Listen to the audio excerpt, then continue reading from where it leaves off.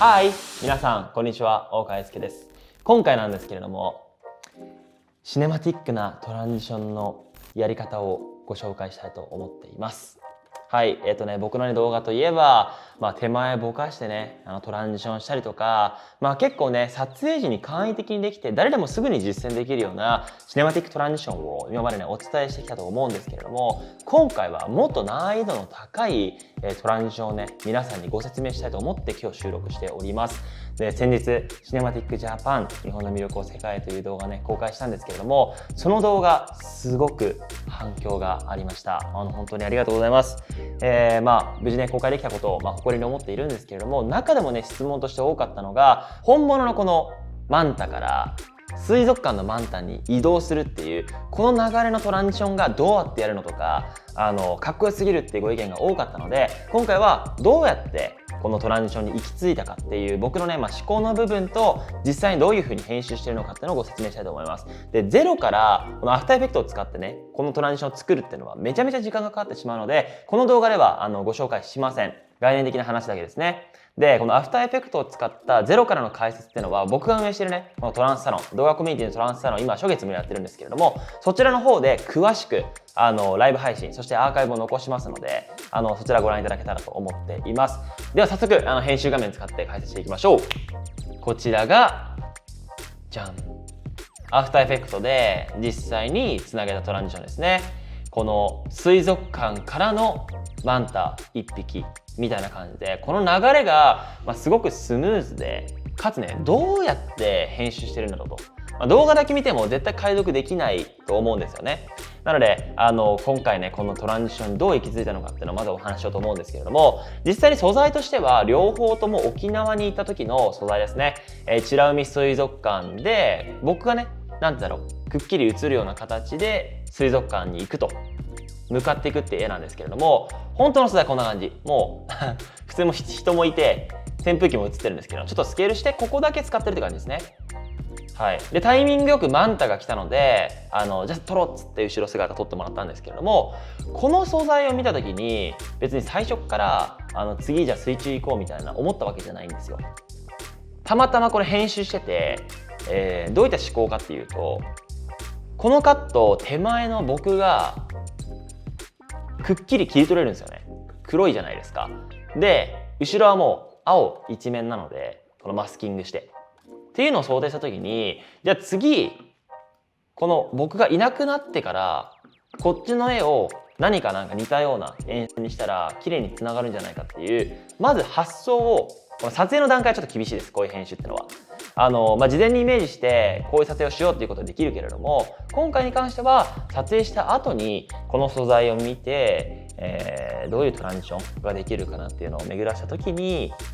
そのまま水族館だから海の生物の素晴らしさを伝えるためにそもそもあるので、じゃあ起点に帰ろうということで、水族館から壮大な海に行くっていうシーンどうだろうかっていうところで考えました。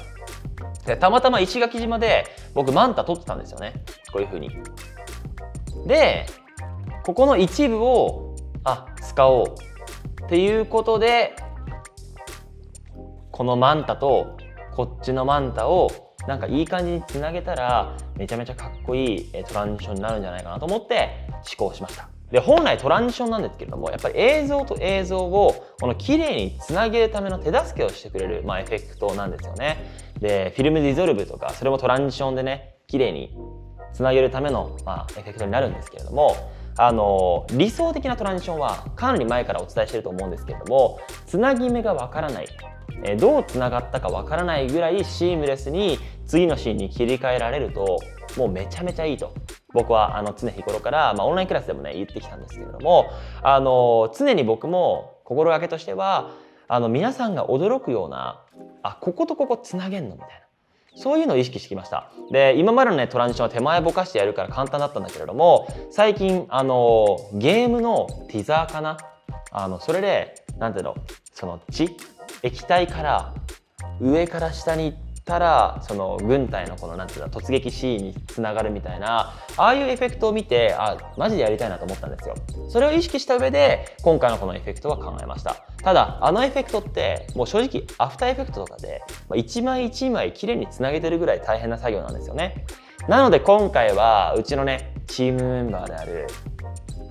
素晴らしいクリエイターをお呼びしています。 EXILE の高弘、どうぞ。画面の前のみんな元気ですか？はい、こんな感じで一応ねチームメンバーで一緒に活動しているマッツン、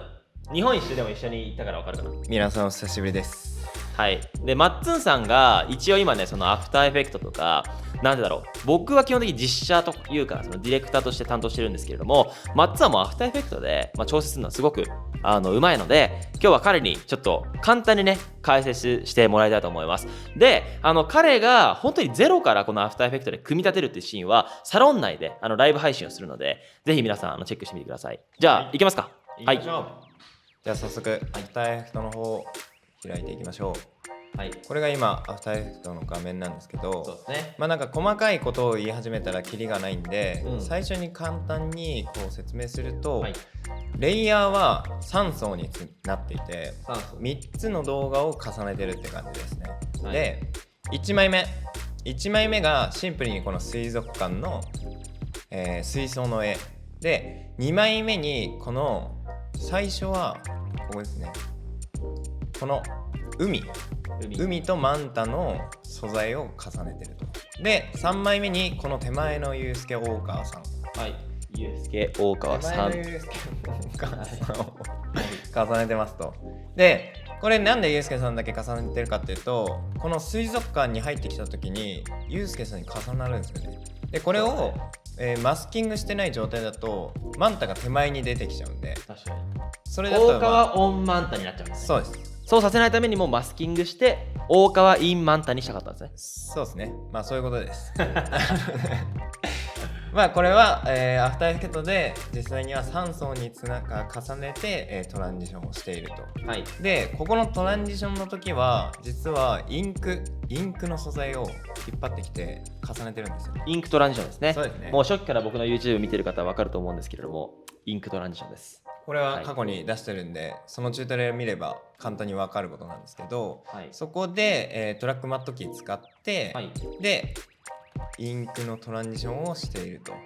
こんな感じで大川を切り取ってかつマンタも切り取ってそして重ねてる。でインクトランジションは元はこんな感じの素材だもんね。そうです。グレーで徐々に変わっていくみたいな。でこのインクトランジションを使わないとなんかパッと切り替わっちゃうんだよね。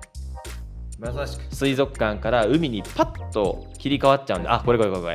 これだともう違和感しかないよね。ですね。だからちゃんとだから本来のこの水族館にこのマンタは1匹いないんだけれども、マンタを忍び込ませてでカラーグレーディングで合わせて入っていったら綺麗にマンタに行くと。ですね。なのでこの大変だったのは基本的にユースケさんはこのシルエットになってるんで簡単なんですけど、このマンタを、海の素材の中からこのマンタだけをマスキング1フレームずつするっていうのは結構大変でした。マンちゃん大変だった。マンちゃんはいやそんな面白いか。いやそう大変でした。そんなおもろいか。ただこれも、プレミアプロだと多分マスキングって1フレームずつ打たないといけないんですけど、アフターエフェクトだとロトブラシっていうのがあって、それである程度自動で、フレーム分析してやってくれるっていうところまで、今回ちょっと頑張って勉強してやってみたんですけど、それがあるだけで全然やっぱり効率違ったんで。なるほどです。ちなみにこれ完璧になるまでどんぐらい時間かかりました？まず素材を渡されて、このマンタと水族館つなげたいみたいな感じで言われたと。シビアですね。誰が言ったんですかそれユースケ大川さんがつなげてほしいと。